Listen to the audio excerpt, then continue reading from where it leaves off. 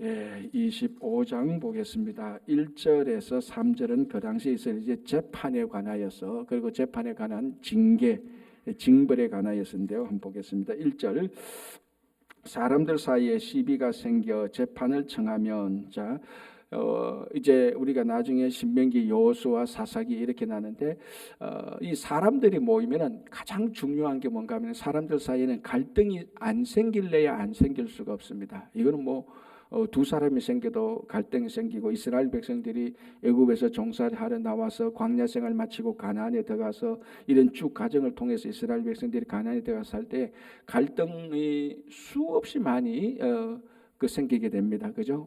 이거는 두말할 그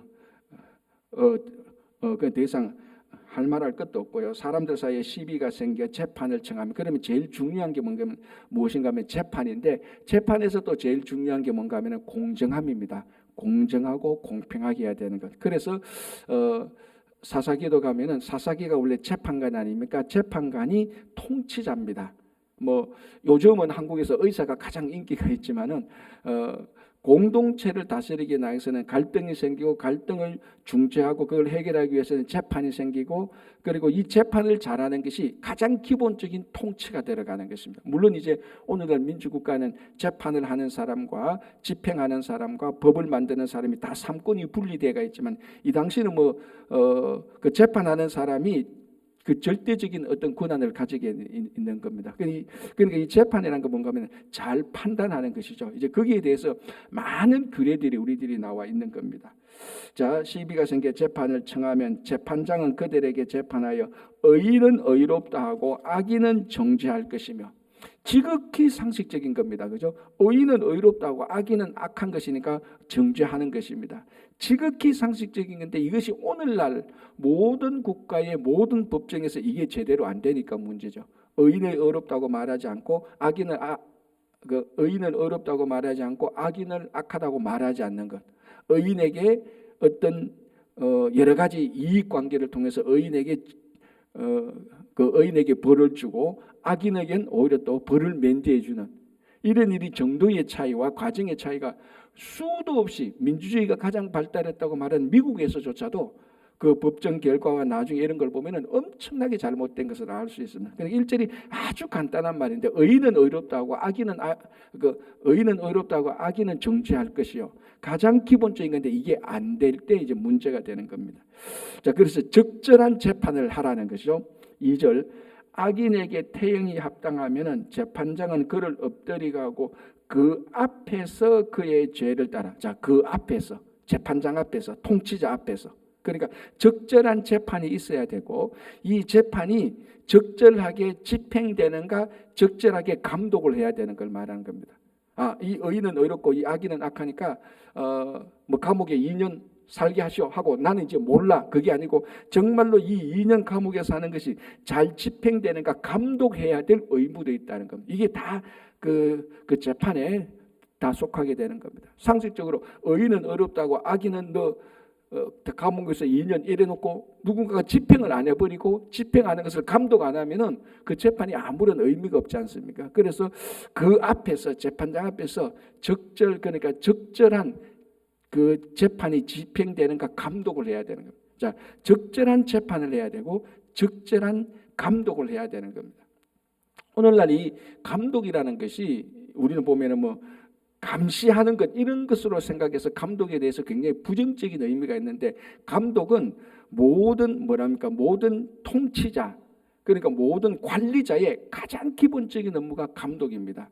우리가 목회를 배우면 목사 안수받고 할 때 이제 교육을 받지 않습니까? 그때 가장 먼저 배우는 것 중에 하나가, 담임 목사는 또는 이제 행정적으로 말하면 당회장은 그 교회에서 일어나는 모든 일에 대해서 무슨 책임이 있습니까?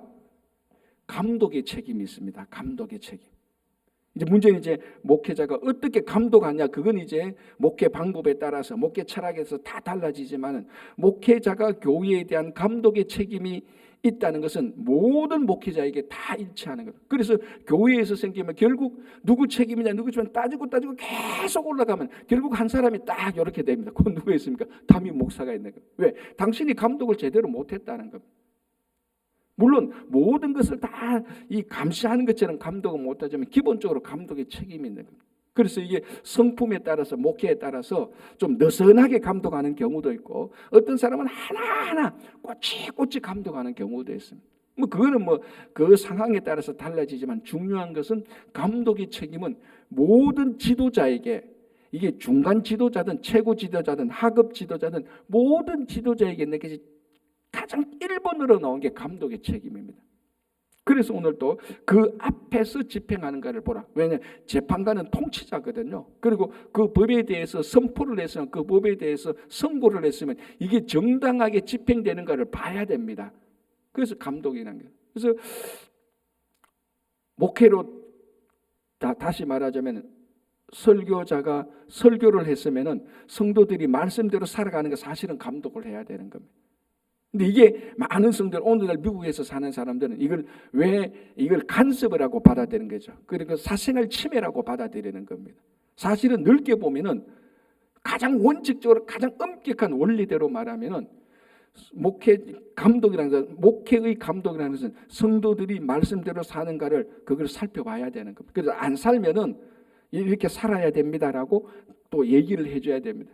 근데 이게 미국에 살고 있는 우리들은 그게 워낙 프라이버시에 대한 것이 워낙 민감하기 때문에 설교는 설교대로 하고 우리는 우리대로 사니까 간섭하지 마시오, 이런 이제 분위기가 있단 말이죠. 물론 믿음이 좋은 분들은 안 그렇겠지만. 그래서 여기서 오늘 또 법을 선고했으면 집행하는 것을 감독하라, 그 앞에서 하도록 하라라는 것입니다. 그런데 우리의 최고 감독자는 누굽니까? 하나님 아닙니까? 하나님께서 우리를 창조하시고 하나님은 우리를 감독하시는 겁니다. 그런데 이제 뭡니까? 우리를 나간 양처럼 나는 감독이 싫어요 하고 이제 나갈 수가 있단 말이에요. 그게 다 이제 죄인의 길로 가는 겁니다. 하나님은 가장 높은 차원에서 이 우주를 감독하고 계시는 거예요. 그렇죠?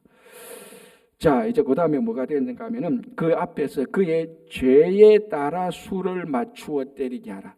죄에 따라 수를 맞추게 되라. 그러니까 뭡니까? 적절한 비례가 있습니다. 자, 이게 뭐냐면 적절한 재판. 그러니까 적절한 재판이, 이 적절은 타협하는 적절한 이게 아니고 적당한, 합당한 이 말입니다. 그러니까 적절한 재판이 있어야 되고, 그리고 적절한 감독이 있어야 되고, 그리고 적절한 비례가 있어야 되는 겁니다. 자, 예를 들어 거짓말을 한 번 했는데 이게 재판에 나가서 내가 거짓말한 것이 판명되었습니다. 그런데 이 거짓말했다고 해서 막 그 재산을 몰수하거나 그 공동체에서 쫓아내거나 뭐 태형을 50대씩 때린다. 이거는 그 죄에 비해서 벌이 너무 심한 것이죠. 그거 안 된다는 겁니다. 이것도 적절한 재판이 아니에요. 반대로 살인을 했는데 그냥 너 벌금 한 5만 불, 더 벌금 한 200불만 내고 가, 이렇게 말하면 이것도 적절한 재판이 아닌 거죠. 그러니까 그 죄에 합당한 징계가 있어야 되는 겁니다. 그래서 오늘 본문에 보십시오. 죄에 따라 수를 맞추어 때리게 하라. 죄에 따라서. 그래서 나는 이 사람이 잘못했으니까 이 사람이 이 잘못한 것에 대해서 나는 그 징계를 선포했소. 그게 아니고 정말 합당한 것을 선포했느냐, 그걸 보라는 겁니다. 그렇죠? 그래서 나중에 우리가 하나님 나라 가면은 우리가 하나님 앞에서 했던 그 수고와 그 사역에 합당하게 하나님은 보상할 것입니다. 합당성, 이게 중요한 것이고요. 자, 이제 3절 보겠습니다. 40까지는 때리려니와, 만약에 그 선고가 태형이 났다, 우리말하면 곤장을 치는 거죠. 이 태형이 났다면 40대까지는 때리고 41대까지는 때려서는 안 된다는 거예요. 법정에서 적절한 제한을 두라는 겁니다. 왜냐하면 이게 이제 여러 가지 이론이, 왜 40대까지냐 하면은 뭐 어떤 사람은 40 이상 때리면 죽기 때문에 40대까지만 정한다, 이런 얘기도 있고, 가장 이제 적절한 해석은 40대 이상 때리면 그 사람에 대한 엄청난 인권에 대한, 우리가 말하면 인권보다 인간 존엄에 대한 수치를 주는 거다, 이렇게 이제 판단을 했다는 거예요. 그래서 40대까지만 때려라. 그런데 이 40대가 어디 적습니까? 여러분, 곤장 40대가 적습니까? 맞으면 거의 초죽음이 되지 않습니까? 그죠? 그래서 신약에서는 이 40대를 넘기지 않기 위해서, 왜냐하면 카운트하다가 잘못 카운트해서 한 대 더 때릴 수가 있잖아요. 그러면 안 되니까 신약에서는 아예 이 규정을 39대까지 때리기로 만들어 놓은 거예요. 40대까지. 그런데 혹시 카운트 잘못해서 한 대 더 넘어가면 40대까지 해놓으면 40대 때린다고 해서 41대 때릴 수가 있으니까 요런 이제 잘못을 저지르지 않기 위해서 39대까지 딱 때리도록 해놓는 겁니다. 이걸 5번 맞은 사람이 있죠. 누굽니까? 그게 바울 아닙니까? 나는 40에 하나 감한 매를 5번이나 맞았고 라고. 그러니까 여기서는 40대까지가 사람이 맞을 수 있는 최고의 상한선입니다. 이 상한선을 바울은 5번이나 맞았다는 것이죠. 그리고도 바울은 복음을 계속해서 증거한 것이죠. 자, 오늘도 여기서 보면은 그래서 40대까지 그리고 법에 대해서 적절한 재판이 있어야 되고 공정한 재판이 있어야 되고 그리고 적절한 감독이 있어야 되고 그리고 적절한 비례가 있어야 되고 적절한 제한이 있어야 된다는 겁니다. 그래서 우리 사람 사는데도 너무 극단적으로 가면 항상 문제가 생깁니다. 뭐 좌로나 우로나 앞으로나 뒤로나 위로나 아래나 이게 다 우리가 균형을 맞추고 정도 것이지 극한으로 가면은 항상 문제가 생깁니다. 왜 우리 일을 처리할 때도 극단적으로 하는 사람이 있지 않습니까? 극단적으로. 그런데 극단적 그 앞에서 멈추면 참 좋은데 그 선을 넘어가서 극단적으로 가서 앞에서 했던 일이 다 망가지는. 그래서 오늘 이 재판의 이 절차와 과정을 가만히 보면은 재판에만 해당되는 게 아니고 우리 성도의 삶에 그대로 다 해당되는 겁니다. 우리도 뭡니까? 하나님의 감독을 받아야 되는 겁니다.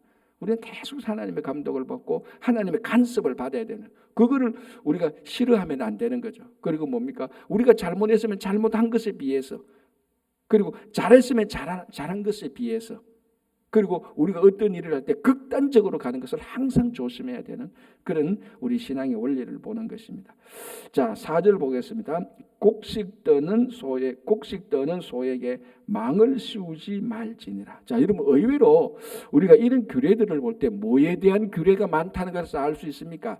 짐승에 대한 규례들이 많다는 것을 우리가 볼 수 있습니다. 그죠? 그러니까 이게 실제적인 삶이죠. 이스라엘 백성들이 가나안에 들어가서 이제 농경을 하지 않습니까? 목축도 하고 농경을 하는 겁니다. 농사도 짓고 양도 치고, 그 전에는 뭐 이스라엘 백성 광야에 살 때는 양마 치고 이런 걸 했는데 이제 목축도 하고 농경도 해야 되니까 그때 이 짐승들이 굉장히 중요하지 않습니까?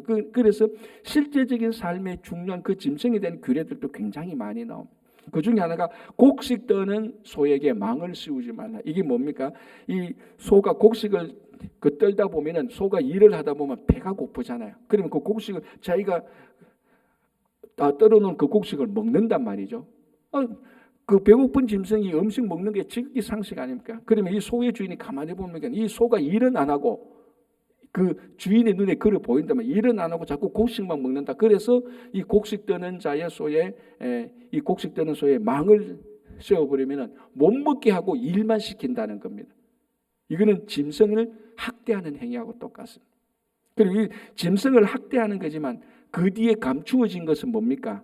인간의 욕망이죠. 짐승을 통해서 곡식들을 해놔놓고 이 소가 곡식을 떨고 이 소가 그 곡식을 못 먹게 해서 인간이 더 많이 가지려고 하는. 그리고 여기는 짐승에 대한 학대가 들어가 있고 짐승에 대한 학대 금지가 들어가 있고 인간의 탐욕을 제한하는 기본적인 욕구가 있습니다. 상식 아닙니까? 정상적인 사람이라면 곡식 떠는 이 소가 배가 고파서 그 곡식 좀 먹는다고 해서 이 소가 네가 뭐 먹는다고 이렇게 때리면 안 되지 않습니까? 그죠? 아이고 이 소가 얼마나 배가 고파지면 자기가 떠는 그 곡식을 먹겠냐? 이게 기본적인 인간의 양심이죠. 이제 그걸 말하고 있는 사도 바울이 나중에 이 말을 인용하게 되는 겁니다. 사역자에 대해서 일을 하면서 바울이 2번인가 이 말을 인용합니다. 그때는 이제 사도 바울이 인용했을 때는 소를 말하는 게 아니고 사역자를 말하는 거죠. 사역자들이 일을 할 때 그 사역자에게 합당한 대우를 하라, 공정한 대우를 하라는 겁니다. 그죠? 그렇게 이제 바울이 이 말을 인용했고요. 자, 이제 아주 특별한 결혼 제도가 하나 나오죠. 그게 이제 9절부터 10절까지 나오는데, 죄송합니다. 5절부터 이제 10절까지 나오는데 이게 우리들이 잘 아는 계대 계약 결혼입니다. 다 아시죠? 한 가정에 이제 한 여자가 그 가정에 제일 큰 그 자식들 가운데 제일 큰 형과 결혼을 했는데 이 남편이 먼저 죽어버렸습니다. 그런데 먼저 죽었는데 자녀가 없을 경우 자녀 없이 먼저 죽었습니다. 그러면 이 아내는 그 집에서 쫓겨나는 것이 아니고 어떻게 한다고요? 둘째 아들하고 결혼을 하게 하는 겁니다. 그리고 만약에 또 극단적으로 이 둘째 아들도 자녀가 없이 죽으면은 셋째 아들하고 결혼을 하게 되는. 오늘날 우리식으로 보면은 참 뭐가 흉측한 일이죠. 우리식으로 보면 진짜 이거는 우리가 생각하는 결혼 가정을 이루는 것하고는 전혀 맞지 않은 것입니다. 그런데 이것을 율법으로 그렇게 해놓은 이유들이 몇 가지가 있습니다. 이걸 이제 우리가 계대 계약제라고 하는데, 첫 번째는 뭐냐면은 그 당시에 한 여자가 어느 가정에 시집 가서 자녀를 낳지 않고 남편이 죽으면은 쫓겨난다고 하면, 그 가정에서 나오게 안 되면 이 여자는 다른 데 가서 결혼할 수가 없는 겁니다. 그러니까 이 여자는 그 집안에서 살아야 되는 건데, 그 집안에서 남편이 죽고 자녀가 없으니까 살 이유가 없지 않습니까? 자녀도 없고 남편도 없으니까. 그러니까 그 집에서 쫓겨나면 이 여자는 생존이 불가하게 되는 겁니다. 그래서 이 여자의 생존권과 이 여자를 보호하기 위한 방법도 되는 겁니다. 또 두 번째는 뭡니까? 만약에 이제 이렇게 되면 여자가 나가게 될 때 또 여자에 합당한 어떤 조금이라도 재산 같은 게 나가게 되면은 그 가정에 주어진 재산이 밖에 나가지 않도록 보호하는 그런 차원도 있다고 말하는 것이. 또 하나는 그 가문에, 자, 요즘 우리 이 구약 시대 이때는 장자 우선주의 아닙니까? 장자 우선권 아닙니까? 장자가 그 집안에 가문의 대를 잇는 겁니다. 예를 들어서 이 여자가 둘째 아들하고 먼저 죽은 형의 동생하고 결혼을 해서 자녀를 낳았다면 이 자녀는 누구 아들이 되죠? 큰아들이, 죽은 큰아들의 아들이 되는 거예요. 그러니까 이 장자 우선권인데, 이렇게 해서 그 가문의 대를 잇도록 하는 겁니다. 오늘날 우리하고, 오늘날은 아니죠. 우리 얼마 앞 세대의 우리 가문을 중요시했던 거하고 굉장히 많이 유사한 것입니다. 그래서 이 한 여자가 한 가정에 아내로 들어와서 같이 사는 것은 오늘날 우리가 생각하고 있는 자유연애에서 자유롭게 결혼하고 자유롭게 이혼하는 거하고 이거하고 굉장히 많이 다르는 겁니다. 왜냐하면 기본적으로 성경에서 결혼은 뭘 전제로 하는 겁니까? 생육하고 번성하는 것을 두고 하는 겁니다. 자, 이게 이제 우리 청년들한테 이런 얘기하면 제일 싫어하는 얘기가 바로 이 청년들한테 이런 얘기입니다. 아니, 우리가 애 놓는 도구야? 나도 내 인권이고 내가 좋은 사람하고 결혼하고 좋은 사람하고 결혼했다가 성격이 안 맞으면 자유롭게 헤어지고 또 다른 남자나 다른 여자 만나서 결혼하고 또 안 맞으면 또 헤어지고, 이게 오늘날 미국에 사는 많은 젊은 층의 자유연애 사고 방식입니다. 이것을 제가 잘못됐다 그런 판단할 게 아니고, 성경으로 돌아가면은 기본적인 가정은 하나님께서 생육하고 번성하기 위해서 가정을 만든 겁니다. 그리고 그 가정에서 생육하고 번성하면서 화목하고 사랑하고 서로 살아가는 겁니다. 그 원칙이 이 안에도 그대로 있는 겁니다. 그래서 한 여자가 자녀를 낳지 못하면, 생육하고 번성하지 못하면 그 가정의 대를 잇기 위해서 그 둘째하고 결혼하고 셋째하고 결혼하는 이런 방식으로 해서 하나님께서 기본적으로 말하는 생육하고 번성하는 그 가정의 대를 이어주는 것, 그리고 또 뭡니까? 여성의 생존을 보호하는 것, 이런 것들이 이 계대계약법 안에 다 들어가 있는 겁니다. 그러니까 오늘날 이런 얘기를 하면은, 이건 영화도 이런 불륜적인 영화가 없을 정도로 우리하고 안 맞지만은, 이런 시스템 자체에 담겨져 있는 하나님에 대한 사랑, 그리고 생육하고 번성하는 명령을 생각하면 우리가 충분히 이해할 수 있는 거죠. 자, 그리고 여기도 이제 예외가 있습니다. 무슨 예외가 있습니까? 그런데 만약에 동생이 그 형수가 되는 거죠, 그죠? 동생이 형수하고 나 결혼 못 하겠어. 그러니까 계대 계약법을 깨려고 한다면은 어떻게 합니까? 여자는 그 성읍의 장로들에게 가서 이 사실을 알리고 신발을 벗어 던지고 침을 뱉으면서 뭐라고 외쳐야 됩니까? 이제 9절 보면 이렇게 되어 있죠. 그의 얼굴에 침을 뱉으며 이르기를, 그의 형제의 집을 세우기를 절개하지 아니하는 자에게는 이같이 할 것이라. 그리고 신발을 벗어서 던지고 침을 뱉고 모욕을 주는 겁니다. 그래서 그 집안의 대를 잊지 않으려고 하는 자는 이렇게 수치를 당할 것이라고 선포하고 이제 계대 계약적 관계를 깨는 겁니다. 자, 그러면 누가 이 여인과 또 결혼할 수 있냐? 그 친척 가운데 가장 가까운 사람이 결혼할 권리를 가지게 되는 겁니다. 그래서 그 집안의 대를 또 이어갈 수 있는 이 내용이 나온 게 뭐죠? 이게 룻기 아닙니까? 룻기에 그 보아스하고 결혼할 때 룻은 모압 여자 아닙니까? 모압에서 이제 베들레헴에 돌아와서 그 시어머니 나오미가 이 가정을 이어야 되는데 자기 그 친척 가운데 보아스가 있어서 보아스하고 룻을 만나게 하고 이 가정을 이루게 하는데 보아스보다 더 가까운 친척이 있었단 말이에요. 이름도 안 나오고 누군지는 모르지만. 그런데 그 친척이 나는 이 집을 무르지 않겠어라고 신발을 벗어 던집니다. 그 다음 가까운 사람이 누구냐? 보아스 아닙니까? 그래서 보아스가 내가 이 집안을 다 책임지겠소 해서 룻과 결혼해서 그 보아스와 룻 사이에 나중에 누가 나오죠? 다윗이 나오게 되는 거예요. 바로 그 제도가 이 제도하고 같은 제도입니다. 그렇게 해서 뭡니까? 이 제도를 통하여서 그 집안을 계속해서 이어가는, 그리고 이 집안이 뭡니까? 결국 쭉 올라가면은 하나님께서 처음 만드신 창조의 원리에 돌아가고 한 단계 더 내려가면 하나님께서 아브라함을 불러서 생육하고 번성하고 하나님의 이름을 온 세계에 알리고자 하는 그런 그 큰 원칙 속에서 이런 제도가 나오게 되는 겁니다. 사실은 이거는 청년들하고 같이 좀 얘기를 해야 그런 것도 있구나라고 자기들의 인생관에 대해서 좀 바꿀 수 있는 그런 것들이 있습니다. 그래서 이게 계대계약제가 바로 그렇게 나오는 것이죠. 그죠?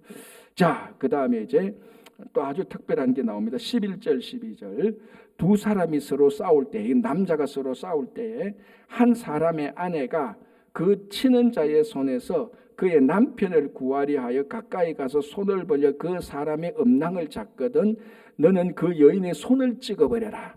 아주 특별한 경우죠. 두 남자가 싸우는데 이 가만히 보니까 자기 남편이 좀 불리하거든요. 그러니까 이 여자도 남편의 편을 들어서 남편의 반대편 사람의 음낭을, 남자 생식기를 잡아버리면 손을 잘라라, 손을 쳐라라고 얘기하는 거예요. 자, 이게 또 뭐하고 상관이 있습니까? 이것도 역시 생육하고 번성하는 거하고 상관이 있지 않습니까?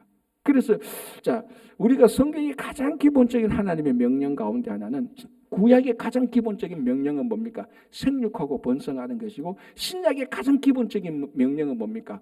복음을 전하는 겁니다.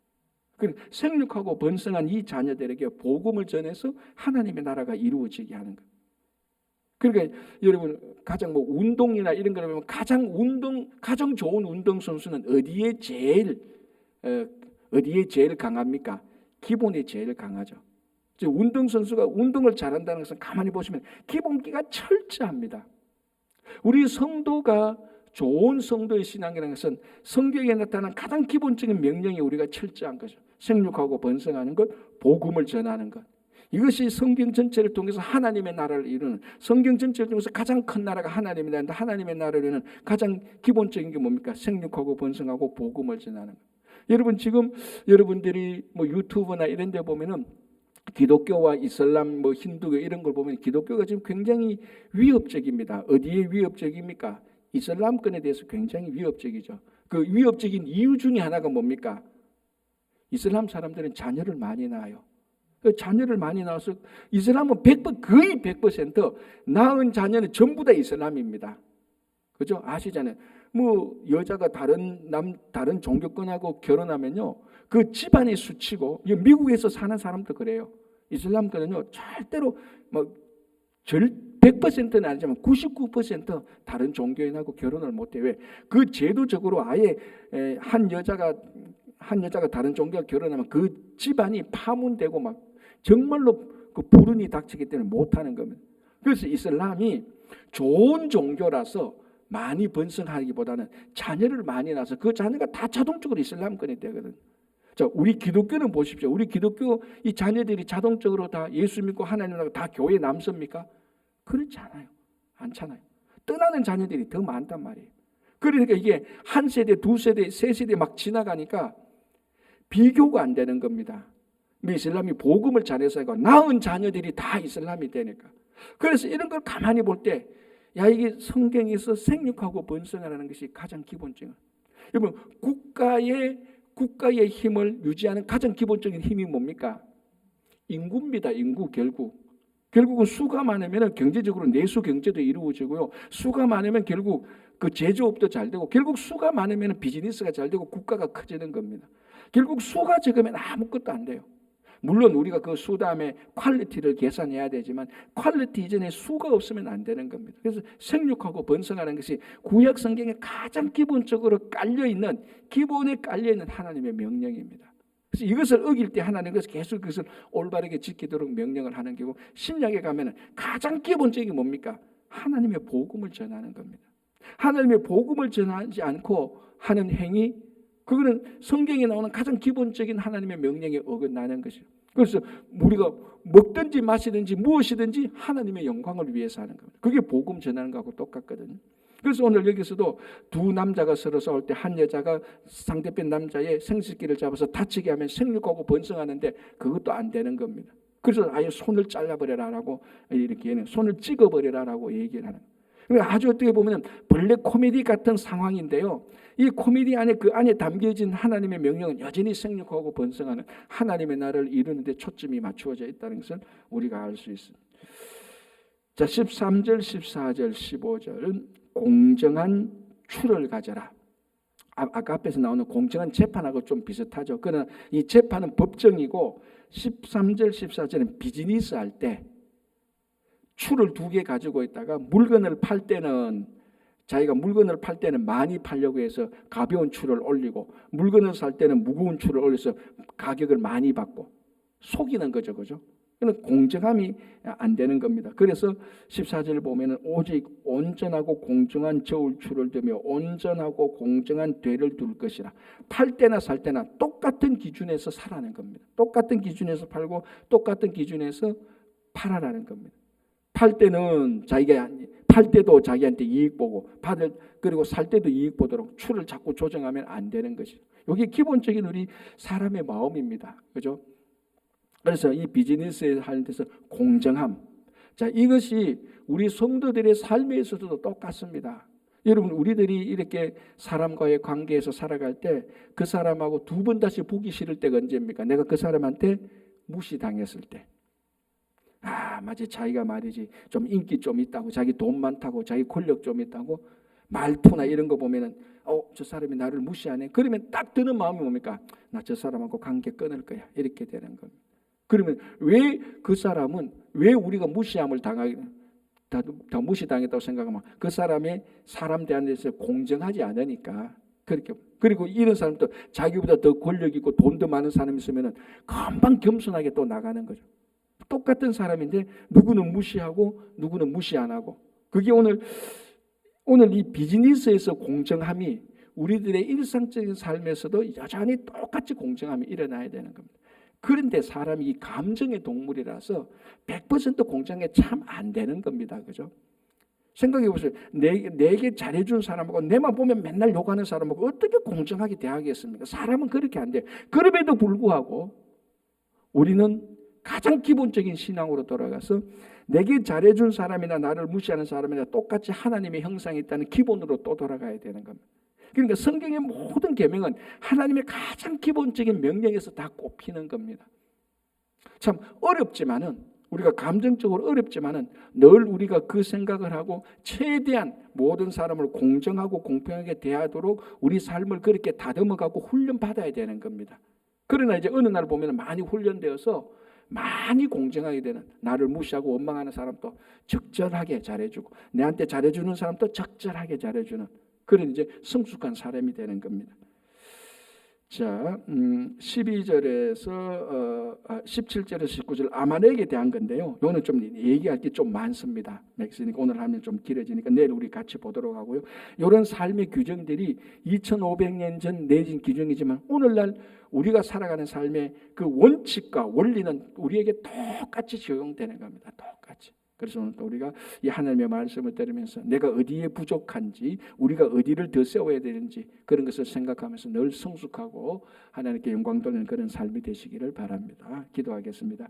하나님 아버지 감사합니다. 이스라엘 백성들이 광야 40년 생활을 마치고 가나안 땅에 들어가서 살아가야 될, 하나님 앞에서 살아가야 될 삶의 원리들을 보면서 이게 오늘날 우리가 21세기 미국에서 살고 있는 우리들의 삶의 신앙의 원리하고 똑같다는 것을 기억하게 됩니다. 주님, 우리가 늘 하나님 앞에서 이 말씀을 듣고 이 말씀에 담겨져 있는 하나님의 뜻을 잘 분별하여서 그 분별된 하나님의 뜻을 따라서 살아갈 수 있도록 매일매일 다듬어 주시고 성숙한 삶이 되게 하여 주시옵소서.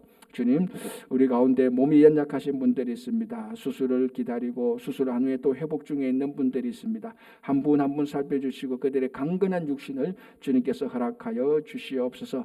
또한 여러 가지 일로 낙담하고 좌절한 심령들 있는데 오늘도 주님께서 그들에게 찾아가서 위로하시고 격려하시고 다시 세워 주시옵소서. 주님, 10월 4일 5일 제일 친구교회 바자회가 있습니다. 선교 바자회를 통해서 맡겨주신 선교 사역을 잘 감당할 수 있도록 도와주시고 이제 온 교회가 더 성숙해지기 위해서 양육 지금 준비를 하고 있습니다. 모든 성도들이 양육을 받아서 성숙한 교회와 성도가 되게 하여 주시옵소서.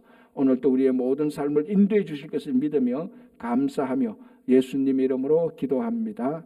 아멘. 자, 이렇게 기도하시고